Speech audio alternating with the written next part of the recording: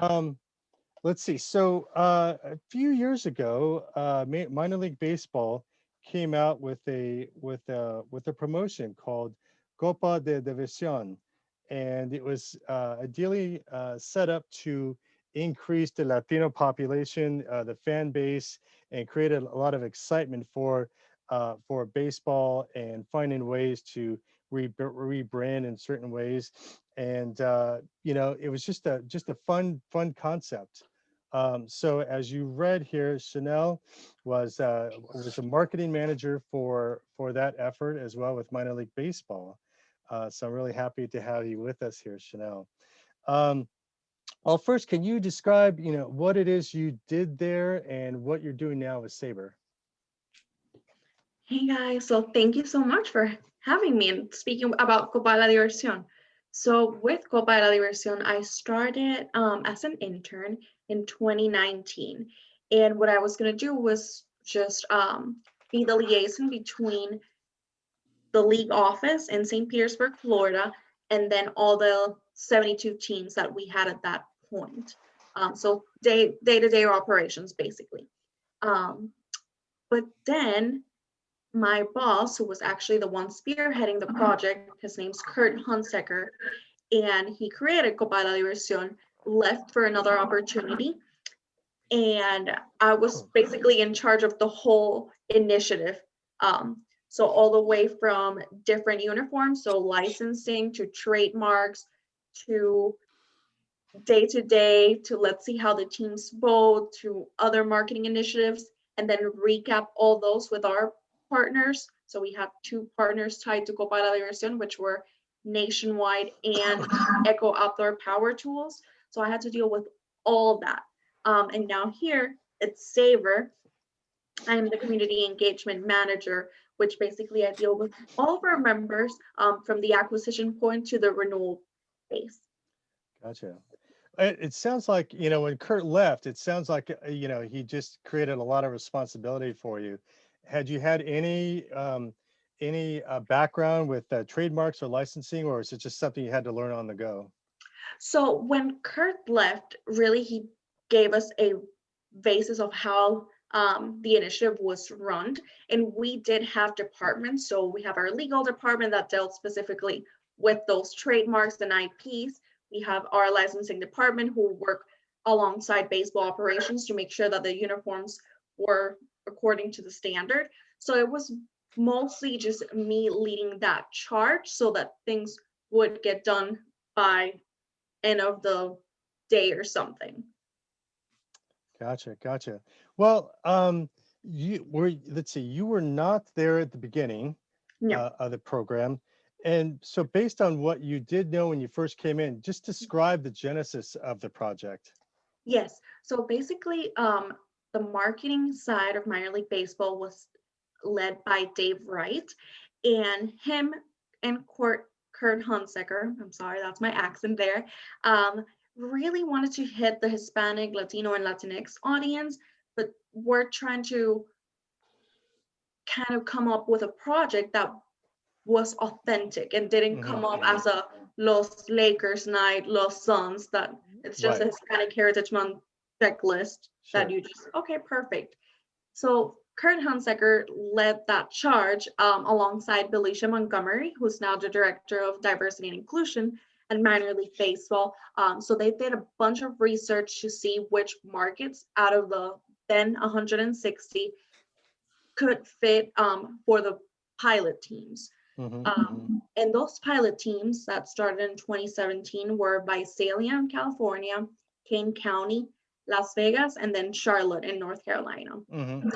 So that's how Copa de la Diversión really started with those 4 teams. Gotcha.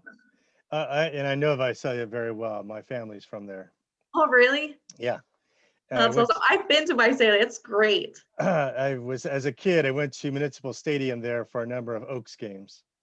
Matter of fact, I Yes. still have a little oak bat, Oh. So you mentioned, in 2017, Mhm. you started out with a handful of teams, and it sounded like that the program fared well enough so that the next year in 2018, how many teams came aboard and what was the response? Yeah, so the response was incredible. People really wanted to get on board with Copa de la Diversión. So from the 4 teams, we jumped to, I believe it was 33. Wow. And then in 2019, we grew to 72. And then in 2020, if the minor league baseball season would have not gotten canceled, we would have 92 out of the 160. That's amazing. So do you think, so it sounds like it was very positive response. Yes. What were you hearing on the ground at MILB offices in St. Petersburg about the efforts? Oh, everyone loved it. We were really trying to model Copa de la Diversión and do it with other initiatives. So for example, we had MILB Pride for the LGBTQ plus community. So we tried to build with Copa that model that worked for minor league Pride or MILB Pride, I should say. Sure. And we were doing other initiatives as well, or kind of in that research point that we're like, okay, like let's see what work with Copa might work with this, so let's try to tie it in. So Copa was basically the model of excellence that fan engagement initiatives would follow. Mm-hmm. Mm-hmm. Awesome. Did you get an opportunity to visit some of the cities you mentioned going to Visalia? What did you think, being on the ground and maybe with Kurt and, what was their response to what they saw, what was going on? Yeah, so I had the opportunity to go to many different ballparks. I went to Tri-Cities in Washington, to Eugene in Oregon, which I loved, Visalia, Brooklyn, Lehigh Valley, Bradenton. And for me, what struck me the most was when I was in Bradenton, I was there at a Copa de la Diversión game, and like obviously with Copa, it's really a transformation of the ballpark experience because the music changes. So it's a little bit more of Hispanic music. The menu of the food most likely will change. And there's going to be PA announcers that do bilingual announcing. So Spanish and English, trying to just combine it so the English speaker doesn't feel completely excluded, and then the Spanish speaker doesn't feel the same. And I'm there, just working along. And one family comes up to me, and they were Venezuelan. And they're like, hey, like, this is going to sound really corny, but like the fact that I heard Despacito when I was walking through the turnstiles really made me feel like I was home. So the fact that just a baseball experience can make you forget that you're in a different country, like trying to do better for your family, and makes you feel reminded of your home, that for me, that's what I want as the goal for Copa. So that was the, I think, most memorable experience I had from the games that I visited. Right, absolutely. And just to back up for a bit, just to clarify, the Copa games were actually just like a weekend series here and there. So it depends. It depends. When I was there, the teams had, I would say, the power to select their Copa games. One team, the Eugene team in Oregon, they discovered that their Hispanic population, or Latinx or Latino, would come to the games on Sundays. So right after church, they would show up to the game. Same thing with our friends in Las Vegas. Through their Hispanic Chamber of Commerce, they discovered that the service industry most likely has Tuesdays off. So they schedule all their Copa de la Diversión games on Tuesdays so that the service industry could come and enjoy it. Got it. But there were other teams that just had a weekend series as well. Visalia was one that had like a complete homestand. So 11 games, and they were all Copa de la Diversión. Oh, no kidding. Wow, it's amazing. Yeah. Well, that's great. Just a real side note. In Eugene, was it Civic Stadium or was it PK Park? PK Park. Okay, got it. For years and years, the Eugene Emeralds played at Civic Stadium, and I would frequent those games as a grad student there at University of Oregon. Now let's talk a bit about the team names and how they developed. We've got four teams in 2017, 33 names in 2018, 72 names in 2019, and the aborted 2020 season would have saw 92 names. Mhm. How did MILB work with the teams and to come up with names and even the trademarks, the illustrations. Yes. So minor league baseball didn't have a lot of, I don't want to say power, but kind of, yeah, into what the team names would be. So we instructed the teams to basically partner up with different Hispanic, Latino, or Latinx local community organizations, and that would help the process of coming up with a game. That's what happened in Eugene with the Monarcas. They've really had, I can't remember the exact community organization, Uh-huh. but basically they had one person that served as the influencer, and he runs a radio station that you can tune in, and people listen to him all the way to Mexico, Central America, everywhere. Wow. So he led that charge Mm-hmm. with that organization that I forgot the name, Sure. and with Alan, which was the GM of the Monarcas. Mm-hmm. Um, but at the same time, the team in Albuquerque, the no Mariachis de Nuevo Mexico, Yes. they partnered with the Hispano, and that was their Chamber of Commerce.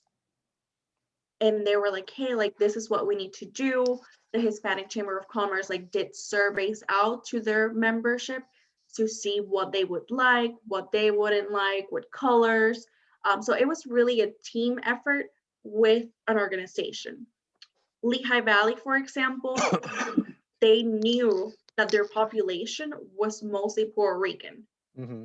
And that's why they chose the Coquis de Lehigh Valley. Right, right. And that's real interesting too. Just as a side note, I'm looking through all the names, and I'm a Chicano myself from East LA. And so I see a lot of names there that I'm familiar with, and other names I'm not familiar with. So if you look at the names and kind of like the diversity of the Spanish names there, it looks like it's reflective of Puerto Rican culture, Dominican culture. Um, how, I guess, in that same vein, was it taken into consideration there based on the population, like you mentioned, Lehigh Valley? Yes, yes, it was definitely taken into consideration. It just depends. Obviously, like the East Coast has a little bit more Puerto Rican, Dominican, Hmm. Hmm. Cuban influence rather than having it at the in, or I should say, in West Coast. Hmm. Uh, so that would depend. But there were teams like Hillsborough that I think Ivan Hernandez, he did an amazing job. I don't know if you can see it, maybe. Oh, I'm that's yeah, yeah, wearing, yeah. I'm wearing their shirt. Nice. I love Uh, that one. Yes, it's one of my favorites. So they went with the theme of being soñadores, which is dreamers. Hmm. But the story of the brand is that everybody can be a dreamer. You want to achieve a goal and you dream about it. So that's why you become a soñador or a dreamer. And I thought that was amazing because everybody could relate to that. Right, right, absolutely. Um, let's see. So during the we saw that the number of teams did go up quite a bit. Mhm, Now the 30 there were 29 teams that came aboard in 2018. mhm. Um, what did they just like automatically say, yes, we want to do this? We saw this is really successful. I'm just looking at how other clubs looked and said, hey, I want to get on that. How do I do that? Yeah, so I was not a part of minor league baseball yet at that point, Mhm. but I do know that there was a request for proposal that teams had to fill in. Mhm. So there were questions like, why do you want to be part of Copa de la Diversión? Give me a couple of team names that you and your ball club have considered. Um, Please list organizations that you are affiliated with. Mhm. So that's Mhm. kind of like what I remember, but there was Sure. a process for you to be either in or out. Gotcha. That's good. And it got so much so that you more than doubled the number of teams in 2019. Yes. They got to see what that was like. Let's see. So, was it planned that more teams would roll out in the Copa, or again, did they just decide to jump in? I mean, from the What MILB perspective, did they see that there was that yes, first year we want to have this number, next year we wanted to have that number, or is it just strictly dependent on the teams themselves? So I don't know if I can answer that question because I was not there from the beginning, Sure, but sure, I sure. do know that there was a lot of hope from the office that the teams would really like the initiative. Um, so as long as they like fulfill that request for proposal and you can see that their the intention was there and it was authentic and genuine, they were like, okay, yes, we can bring you on board. Exactly. Well, let's talk about some of the team names. Mhm. Some are pretty fun and pretty cool. The flying chanclas is very familiar to me, having dodged a few in my youth. Same. My mom is has the best accuracy at throwing a chancla at me.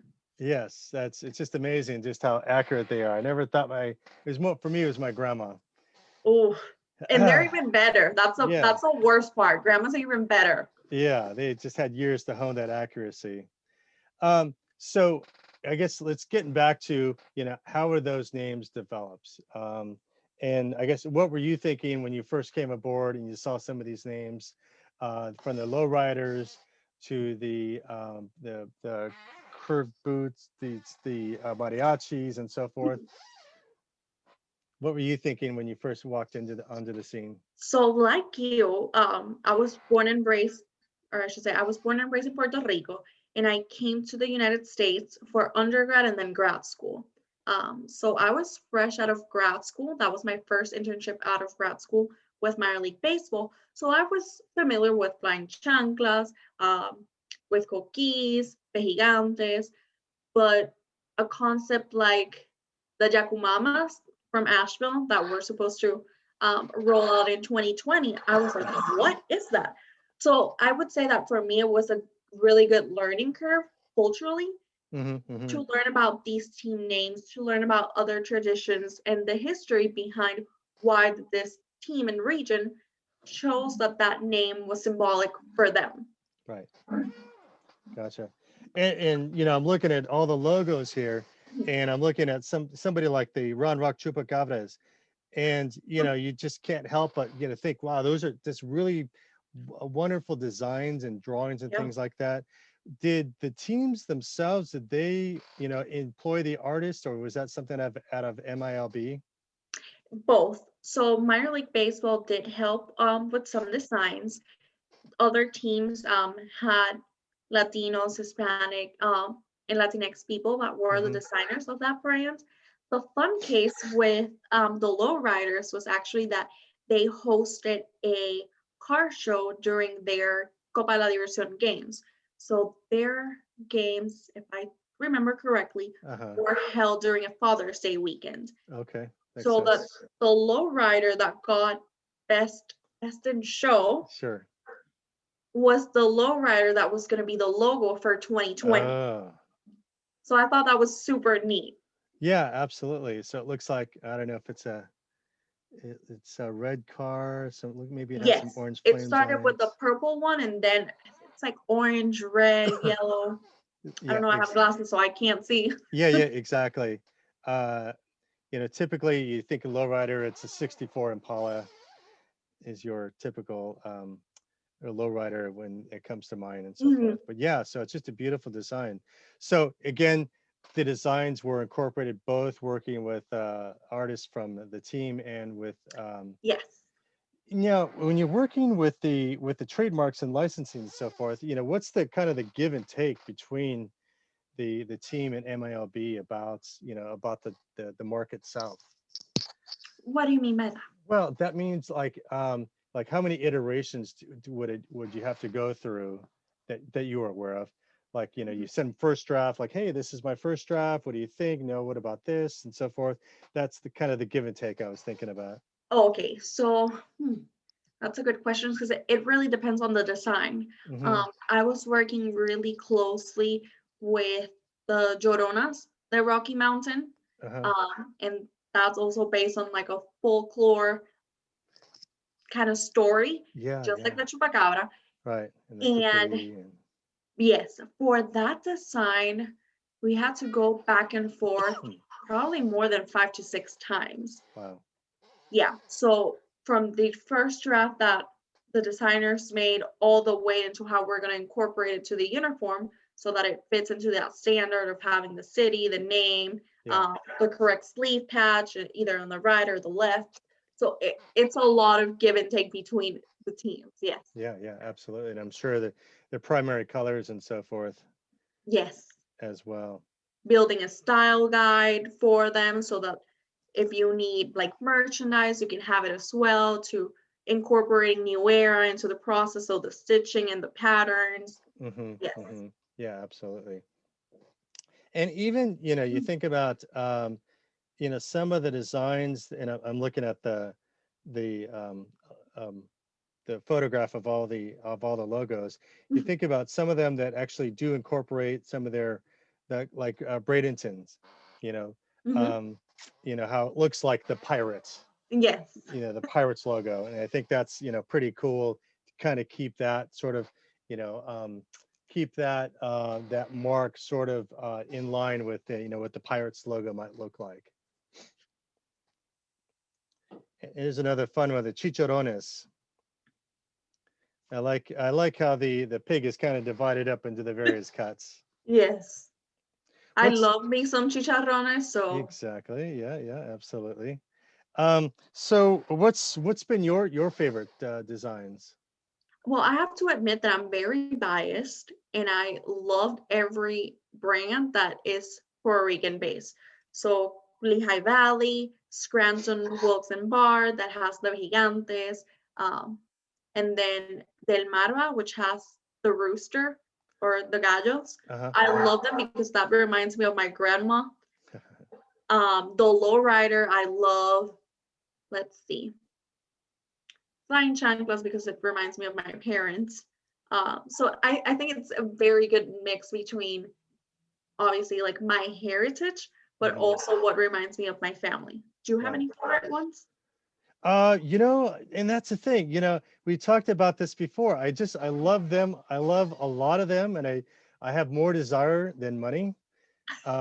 So I would love to have, a number of t-shirts and so forth. But I think my favorites have been, I do like the Lowriders one. I do like the Monarcos. Hmm. And I do like the piñatas just because it's kind of Yes. fun and whimsical. Um, and I do like the, let's see, what else? The Locos, it's kind of fun with the bird. Mariachis, Grados. But yeah, there's just so many. Like I said, I just wish, and I just could never, I'm going through the sites and I'm Hmm. thinking about, okay, which one do I want? Which one do I want? I just can never make a decision because I'm just going back and forth, because I just want to, maybe buy one or two t-shirts, and I just can't come up with it. And then I think, well, I should, do somewhat local. I like the Hillsborough one. I like the Eugene one, as I said. Um, but it's just so many fun things there to choose from. Yes, I Uh, agree. Um, but do you know if do you know if, based on your contacts, maybe Hmm. with MILB, if the program is going to continue this year? I don't know yet. I don't know. I think it'd be interesting just to be able to write this kind of a cool story about the origins of this program. I see it kind of as a multi-tier thing, because you've got the concepts of the artwork, and like we talked about before, the give and take and so forth, in addition to working with some of the community members and such, and what that looked like. And then even the fans themselves. I was looking online, and I saw that you wrote a number of stories based on the Latino workers there at the particular uh, um, ballparks. So Yes. tell me a little bit about your engagements with them. Yes. So it was very cool, I would say, because I basically ran this content series that looked to highlight different stories or employees. Um, and when I decided that I wanted to go into the sports industry, back when I was like a sophomore in high school, I would Hmm. say. I was like, cool, like I'm gonna start this. But in Puerto Rico, there were no sport management degrees, not even at the graduate level. So I was like, okay, I have to go eventually to the United States. And even when I was here, I didn't feel like I saw myself as part of a team or a property or a league. Hmm. Hmm. So I struggle with that identity because I was like, okay, like maybe I can get to be a GM of a team in 30 years, Hmm. but there's nobody that looks like me in this team. Right. So with that with those particular pieces, I think it was very symbolic for me because I wanted those pieces to be reflective of all the work that they put in as Hispanic Latinos working with that specific team, but also for all those young people that might want to get into an industry that they don't see themselves. Be like, hey, like here's an example of what you could be. Hmm. There's people like you. Right, So right. I loved highlighting different people because I highlighted Yvette in Tacoma, Patricia or Patty in Sacramento. Um, so it was a really cool experience because I also got to know them in person, not just at, hey, like I need this from you like right now, like can you email me? Hmm. So it was cool to get to know their stories as well too. Right, right. And that's interesting. So I imagine that must have Mm, surprised you seeing as many Latino faces out there in some of those teams as well. yes. Um, a number of years ago, I would look at kind of the landscape of minor league baseball, Mhm, particularly at those that would start their programs, their initiatives, their Hispanic related initiatives, and it was just a mhm, handful in places you wouldn't have thought about back then. This is like the not the early 2000s, but maybe like the 2010s or so. And we're talking about places like South Bend, Indiana, and Orem, Utah, and yes. even in the Tri City area. What is it called? In North Carolina, where you wouldn't think. And did I mention South Bend? Um, Yes. and you wouldn't think that there was a large, Latino demographic, but there are teams there that were just starting to get into that now. So it must have been really heartening for you to realize, like, hey, there are a lot of Latino folks here that are pursuing the same things I am, and whatever I can do to help them out, I think I'd like to. No, you hit the nail right on the coffin. When I was an intern, I never been to Charleston, South Carolina, and I didn't think it was a place where a lot of the Hispanic population or Latino would be there.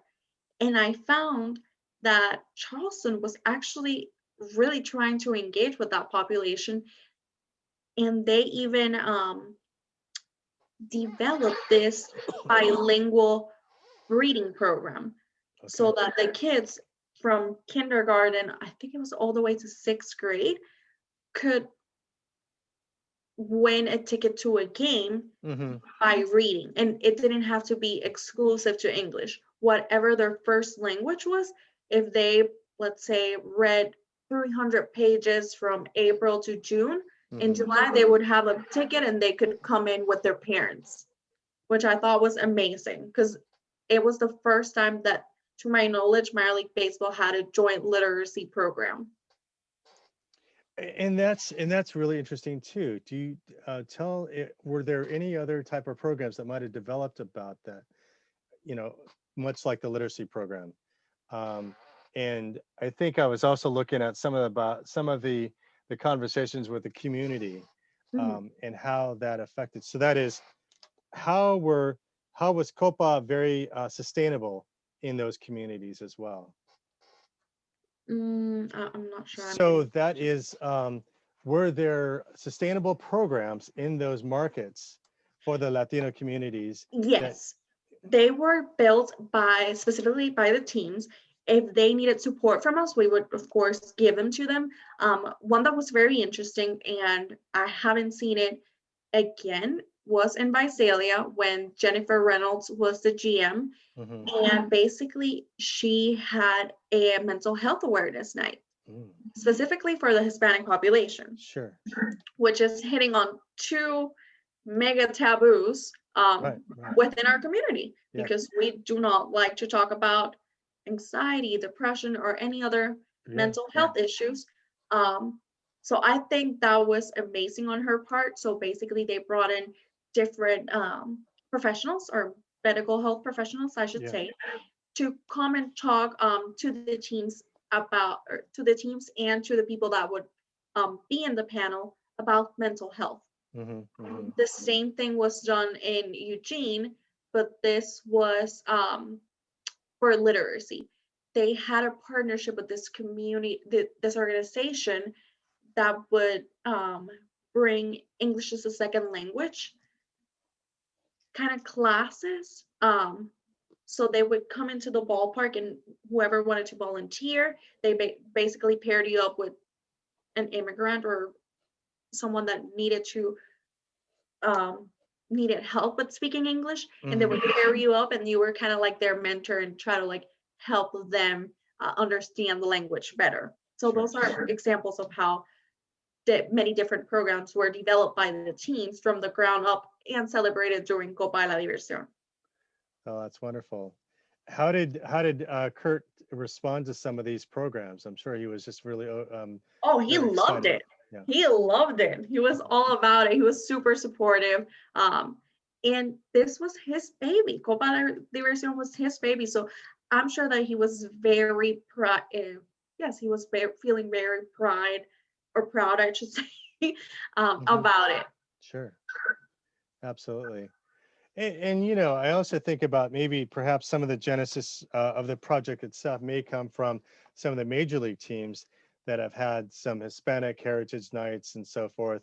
I know the Mariners, matter of fact, this was like in 2010, 2006, something like that. They first started their Salute to Latino Baseball celebrations as well. And I know places like the Marlins have done this for years. The Yankees, of course, and many other teams have done this. So it just sounds like it's just a really great aspect to, you know, make it a little bit more of a small team, community-oriented events. For sure. And I forgot to say that Albuquerque actually donated more than $200,000 to their different community organization partners. And that was money that they fundraised during Copa de la Diversión games. And their organizations were different food banks, Oh, banks, like credit unions and stuff like that. So they did an amazing job with Copa. wow. Was there ever a best practices guide that was developed on how to host a successful Copa event? Yes. So we did that. Tell me about that. It was actually every month that we developed the best practices, kind of like handbook for the month. So it was all the way through from social media to the event space. What were some of the, if you recall, what were some of the topics or things that they talked about? Yeah, the one that I can tell you right now that it was very important, it was how to speak the language. Because I think it's really important, because there's different stages of naturalization, I would say, or acculturation, that many immigrants go by. So you cannot compare the fifth generation that has been in the United States for more than 20 plus years to the person that just came into the country. So one of the challenges that the teams were facing was like, hey, like I'm speaking in Spanish to them, translating on Google, and people don't understand. So how can we speak the right language to them was a very interesting subject, because we're like, okay, let's try to have someone from the community help you out and interpret and translate all these programs or the little mini schedules and stuff like that. Or let's not have it in English or in Spanish. Let's try to Spanglish all the Mhm.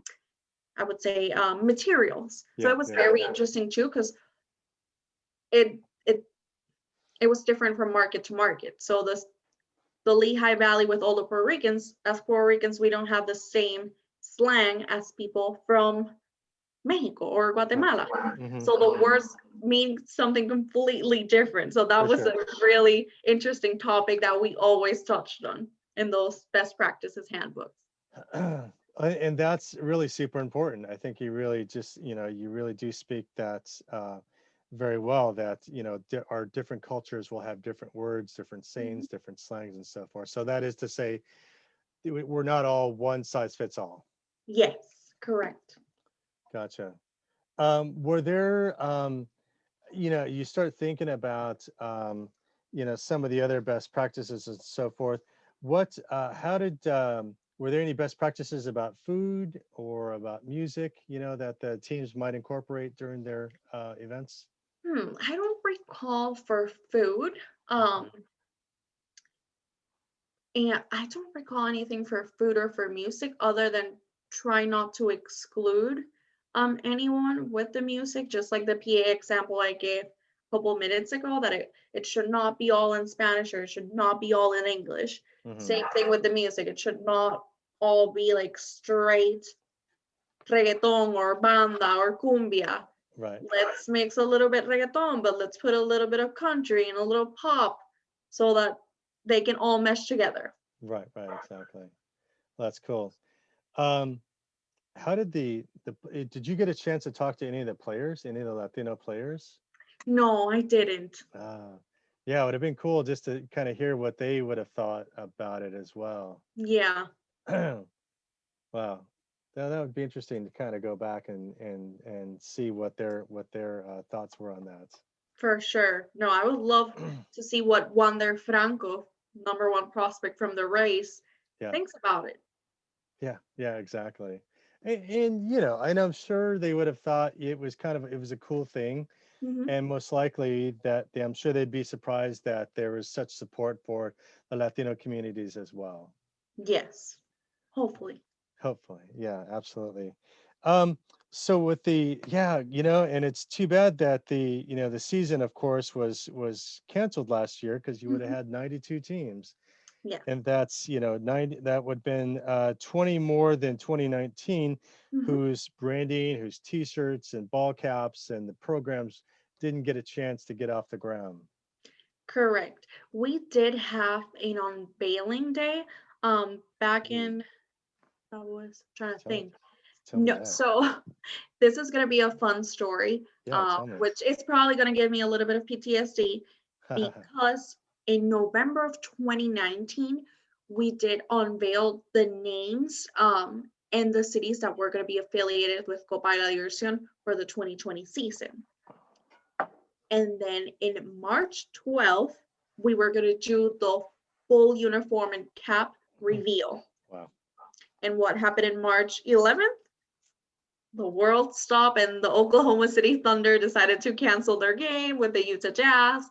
And I remember that we were like finishing up and I was on Eastern time and that was probably 9 or 10 and I was like finishing up writing emails and giving the assets to all the teams and all a blurb to really try to push this unveiling day, and I get a notification on my phone the Jazz have canceled or NBA has canceled the season because Mm-hmm. of COVID. I'm like, oh my God. Right. Like this is huge. Yeah, this is So serious stuff. next day we decided to pull the plug on the whole announcement. We're like, we shouldn't really be this is a pandemic now. We shouldn't really be talking about this. Let's wait for it.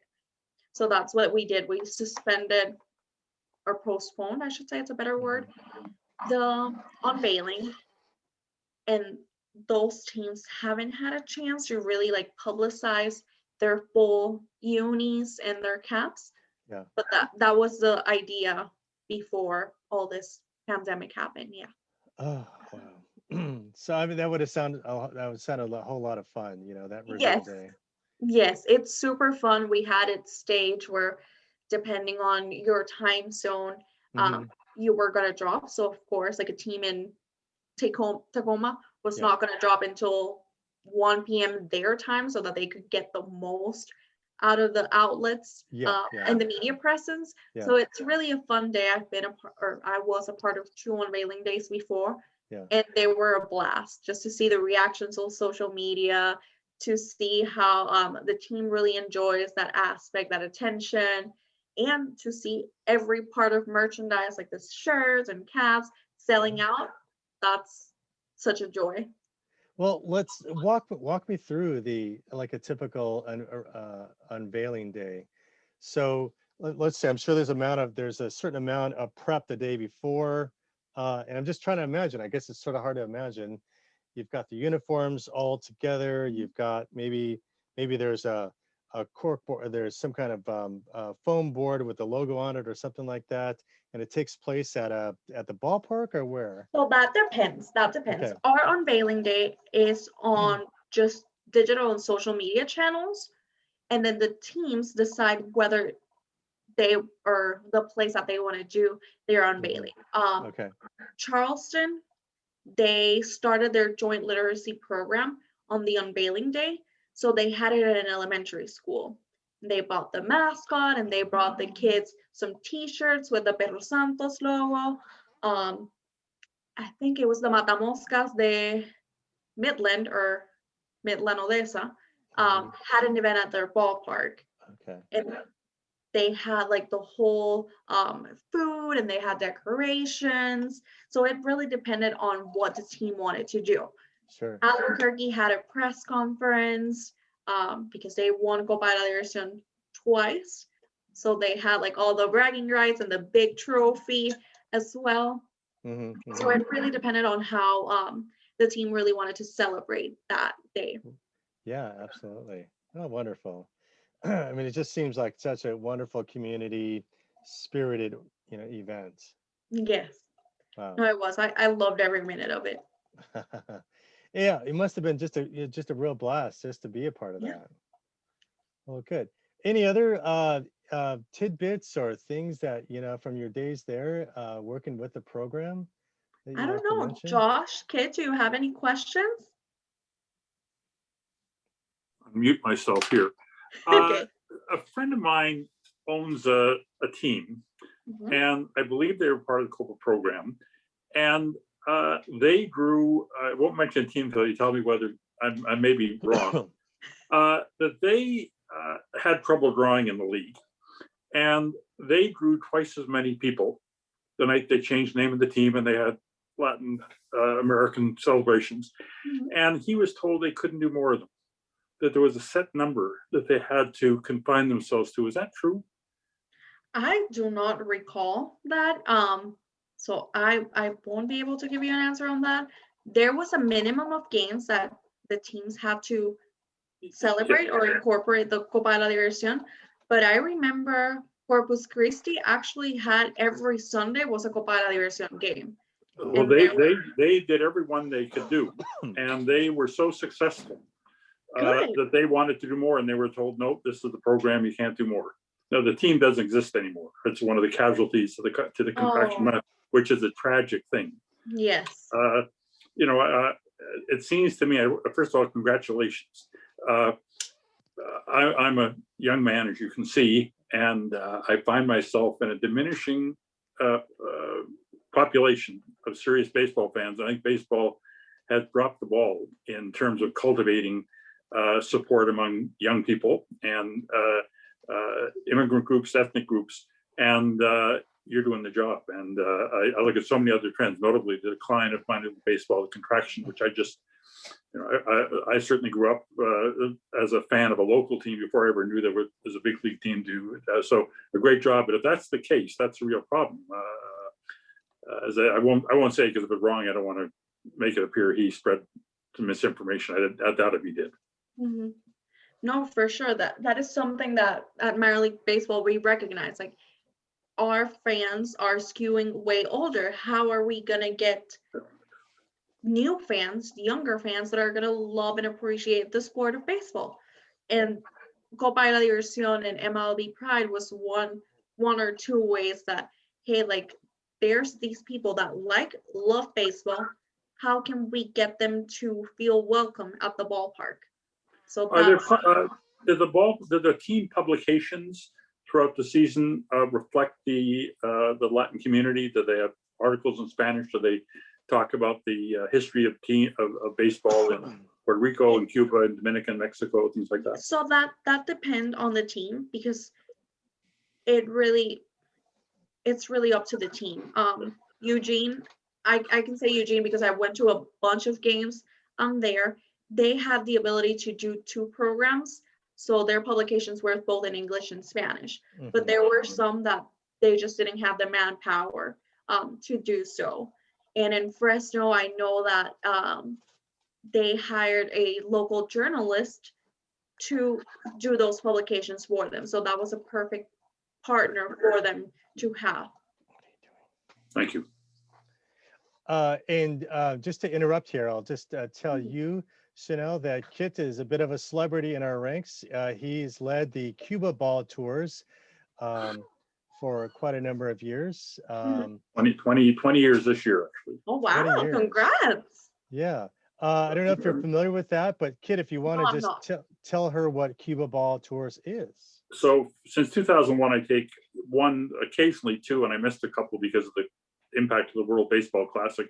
I take baseball fans, mostly SABR members, to Cuba to experience what I call, and my old friend Pete Bjarkman, who passed away a couple years ago, called the parallel baseball universe. It's just so different.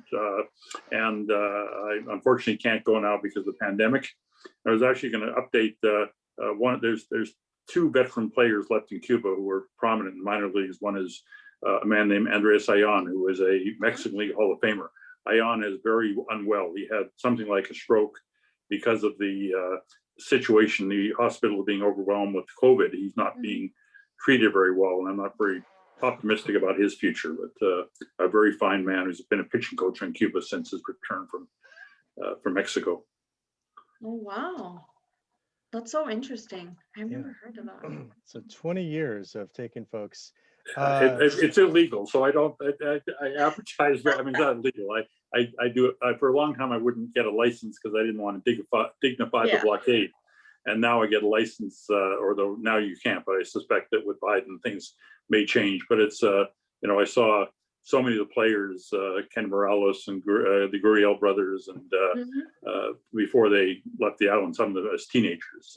It's a wonderful place to watch baseball, and I'd love to go to Dominican Republic and Puerto Rico and see how it compares. But I think Cuba, because of its isolation, is pretty unique. Yes, that factor, you're not going to find it anywhere else. Sure, absolutely. Josh, you've been on mute for a while. Any questions for? Yeah, first, thank you so much for organizing this and for everything you've been saying. And I live in Eugene. As you can see, I keep it in my name just because I've been on so many Zoom calls around the country now, and it's always someone always has something to say. Right. First, I'll say go Ducks. Well, thank you. There you go. Actually, I grew up in Queens, New York, probably the most diverse county in the world, or in the country at least. And so I really appreciate it. I actually also really appreciate. There's so many things you said I want to pick up on. Wow. But one thing that when you talked about the different cultures, I thought was really interesting. When I was down in Los Angeles in the late 90s for a few years working, I was a lawyer at the time, and one of the paralegals at the firm was Latino and bilingual as well. But his background was actually from Puerto Rico through New York. His family was Puerto Rico through New York. He ended up in LA. And he would teach me so much about the differences of you can't just say Latino population in LA. I mean, it's, it's not like one type, but just so much about the differences there. And it reminded me a little bit of Flushing, Queens, where the Mets play. And a lot of just sort of mainstream white media sees it as, it's very Asian American. But internally there is strong different provinces from China and also Taiwan. Korea is now becoming more Korean now. It's so interesting. And so just hearing that, and one would not think of some of the places you mentioned, Lehigh or some of the other areas. Here in Oregon, it's interesting. We're very white, unfortunately, but we speak we talk well about things, and I think we need to do better, walk the talk, so to speak. And one thing, this is why I was interested in this topic, because I think the Emeralds did a really good job.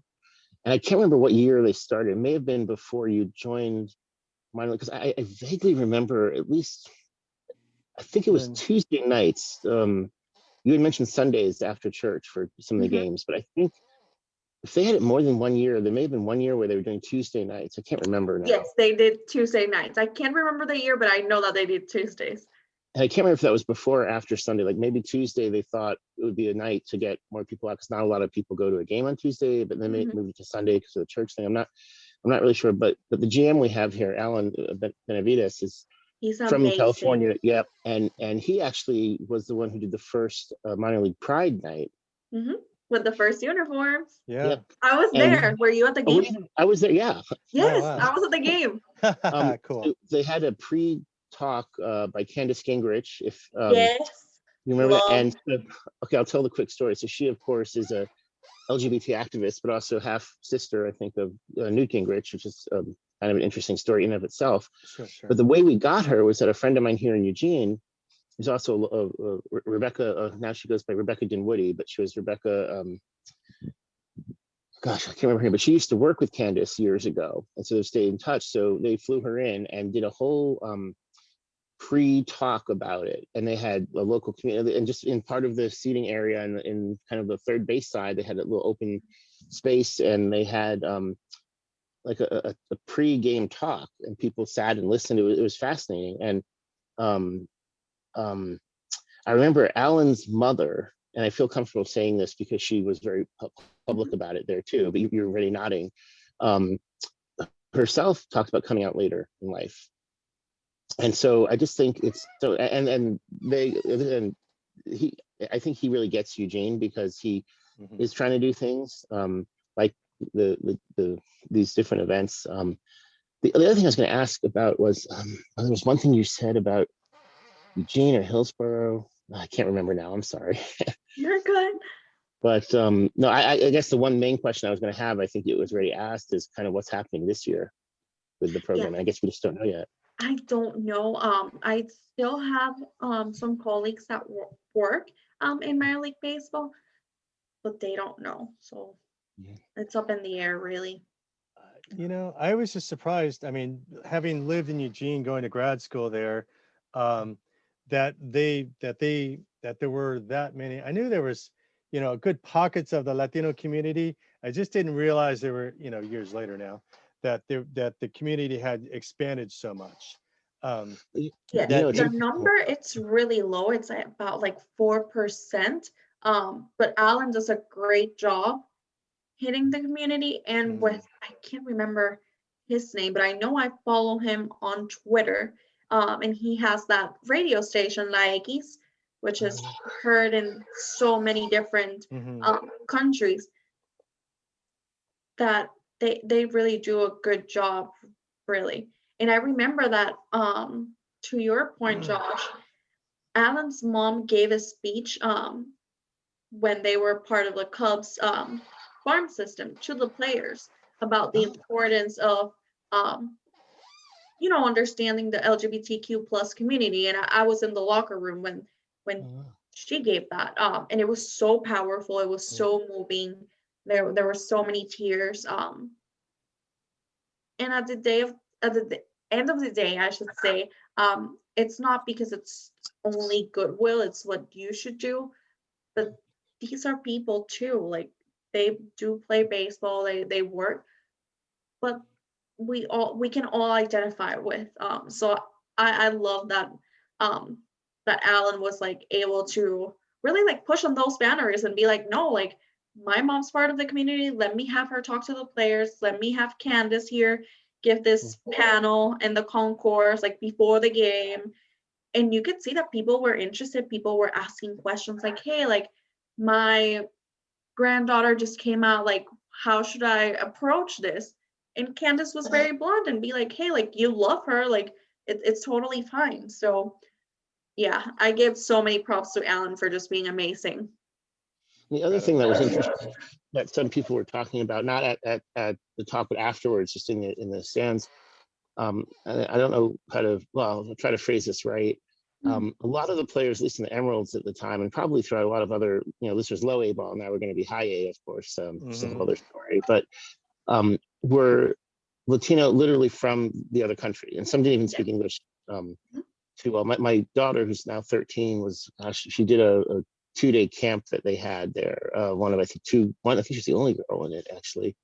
It was interesting. So I got to talk to some of the players as well. And it's interesting because if you have sort of homegrown Latinos, so to speak, versus ones who are literally from the other country, they also grew up in a different, like you were talking about, a different upbringing. And so I wonder, just politically or sensitivity wise or something like that, kind of how they would have different feelings. And you take someone from another country and you put them in, it's not, it's in America, but it's like Eugene, Oregon, or just, I think we're pretty small compared to bigger cities, of course, but so just an interesting dynamic that way too. And that also goes to kind of the future of baseball. I mean, there's so many pieces to this, of course. And I'll just say one thing. It's interesting, in the Eugene area, we are about 170,000 people, and Springfield, our sister city, is about 60 to 70,000 now. And there's parts, my oldest child went to one of the two, quote, bad high schools, if you will. And this was one that was more Latino. The other, quote, bad high school was the more Black high school. It's interesting. That's so many stories to talk about that. But her experience learning it and learning the neighborhoods, and there's parts of Eugene that have been priced out to any families moving in, but particularly if you have immigrant families, cost of living and all that, it just pushes you out. So parts of town get more whiter and richer, if you will.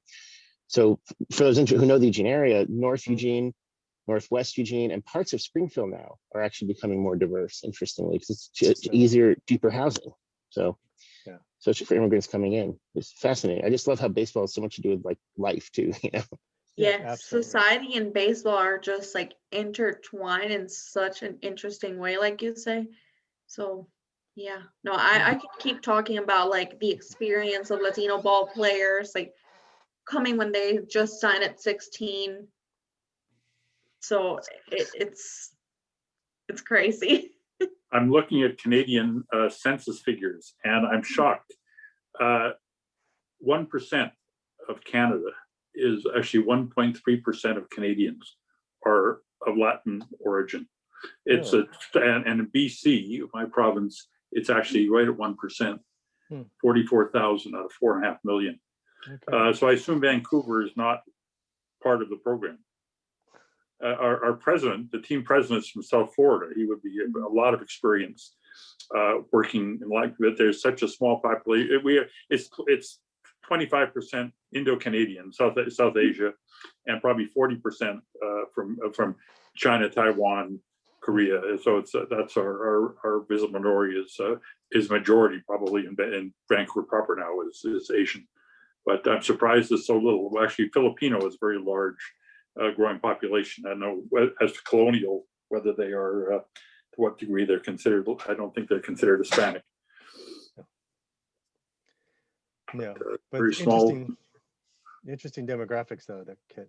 Yeah, but it's interesting though, because I was doing a lot of research on Hispanic and Latino and Latinx, and basically, I can't remember the source, so this is gonna sound terrible, but you cannot like challenge someone if they identify as Hispanic. If you identify as Hispanic, then you're Hispanic, and that counts. So that's another like interesting discussion when talking about like acculturation and assimilation and identity. That I could go talk and rant for like 3 days. Right.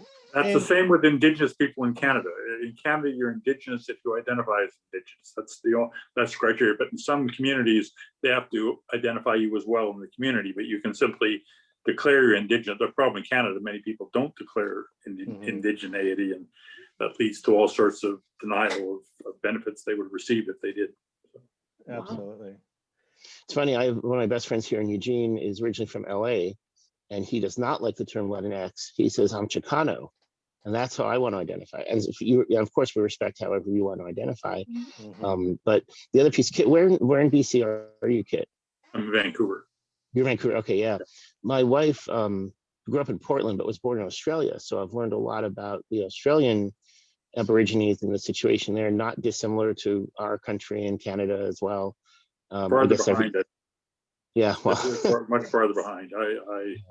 I despair of the inability or unwillingness of Australians to deal with the issues of colonialism and the status. New Zealand, totally different. New Zealand's done a great job. Australia's a lot of trouble.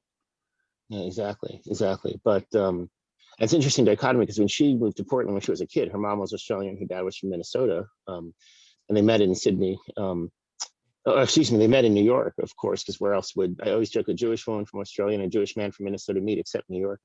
But then they got married in New York, moved back to Sydney where my wife was born, and then they picked Portland off of a map. I just moved there when she was a kid. So she grew up there. And the Portland, she left there after high school in 1990, which is a very different Portland than today. I mean, it's probably twice the size now, and traffic, all that. But still, in Oregon, we have a bad history, of race, racism and issues. And, like I said, Eugene, there's a lot of people who want to do better, but I'm trying to not be too critical of them. I get their heart's in the right place. When I moved here 13 years ago, I was working at U of O for the job there. And someone told me, they said, Eugene is a city where people fight for the rights of people they do not want to live next to. And I thought that was a little bit, I still am very rose-colored glasses about Eugene. I love it here. It's the smallest city I've lived in, but my favorite because you get involved in stuff. Like I said, I got to meet Alan at the game, just chatting away, And, so I think it's a little bit unfair. On the other hand, I think, I can go on forever too about what's been maybe going on. defining liberalism. I sometimes people love all of humanity, but no one in particular. Yeah, exactly.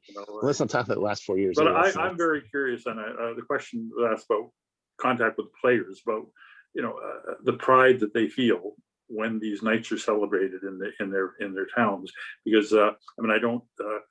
The Cubans who come to North America are quite different, because they don't sign as 16-year-olds. They go through the Cuban education system. They're very, very well prepared to go anywhere that they go. But it must be me. And I know in Vancouver they have language training programs, but I don't think very much else. Very difficult, especially with such a small Latin population, to find homestays where they are treated. They can speak the language and have food that they like the food I'd like to have. So very tough. And I think your program may do something to have people feel more welcome. No, they do. So basically, MLB is the one that gives those English lessons for the players and those host families as well. MLB gets involved in that aspect too. But yeah, I do feel for some players. Even I was born and raised in Puerto Rico, which is a U.S. territory. But for me, even coming to the United States was a whole new experience. I had to deal with a lot of racism that I wasn't prepared. So I cannot imagine what these guys that speak very little English have just, poured their heart and soul to playing baseball. That are now signed, and they're like, okay, let me put you in middle of nowhere, United States of America, and now you get to play and you get to live, and let's see if you make it to the majors. So good luck. It has to be a challenge. Absolutely.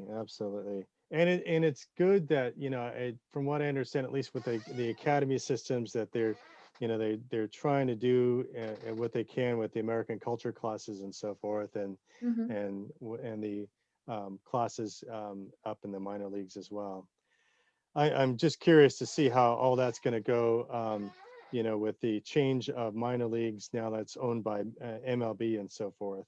To what extent will MLB, I guess, let's see, how do I say this? Let's see. To what extent will MLB trickle down programs to even the little leagues? They own everything from top to bottom. To what extent will some of their programs filter down, and to what extent will they benefit the Latino players?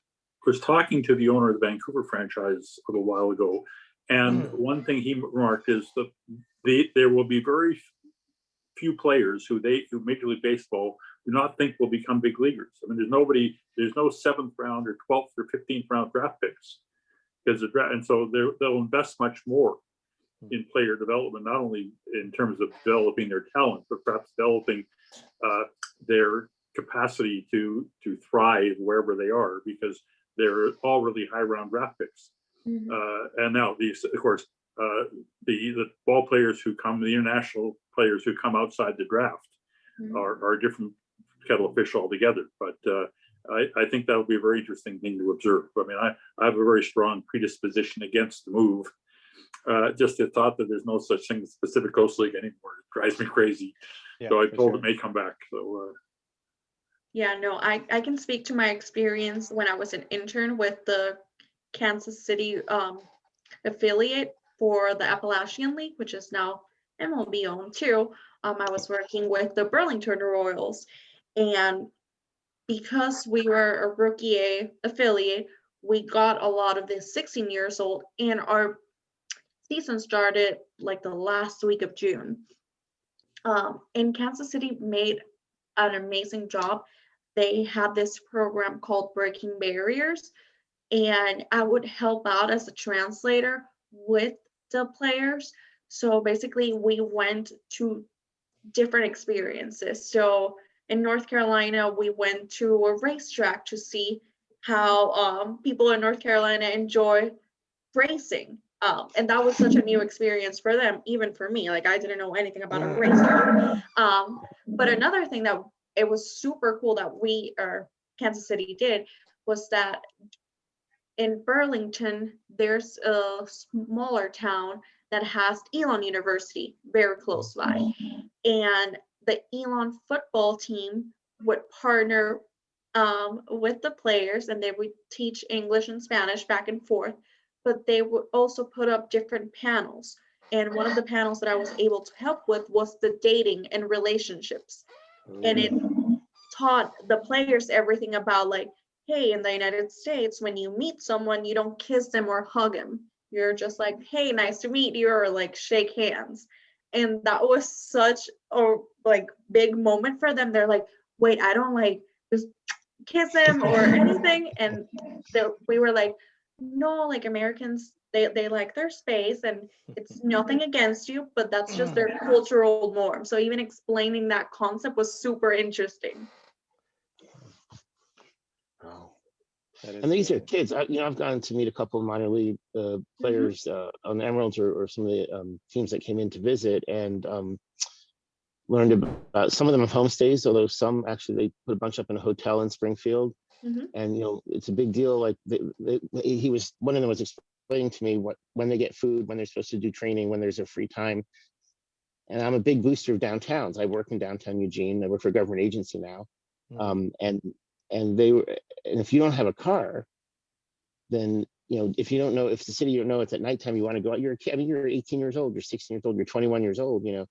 What do you do for fun, or where do you go out to eat if you want to go out when it's mealtime and your meals aren't covered that night or something like that, or you have to get on the bus at 3 a.m, so you want to grab something before you get. There's a lot of stuff. The language barrier, the cultural barrier. It's very interesting. And I wonder how that will change. You talk about player development, kid, and also if we may have better players, and presumably the teams are going to invest more in these type of things, this cultural understanding and the kind of, I remember there's one player who is actually from my daughter's high school, North Eugene High School, who's in the Mariners for a little while, Andrew Moore. You may know him. He's now in the Tigers AAA affiliate, trying to work his way back up. But the Mariners had a program in DC where they sent, I think, a handful, I can't remember the number, maybe 5 of their minor leaguers to sort of how to deal with the media, how to deal with stuff. And they would bring, and he was one of the 5 chosen a couple of years ago because he was one of their hot commodities. Like I said, he since has moved on to another team. But they need to be doing that with all of them, I think, but especially if you're coming from another country or you don't speak the language or it's not your first language, the sort of cultural understandings. Because a lot of these minor league teams are not in big cities.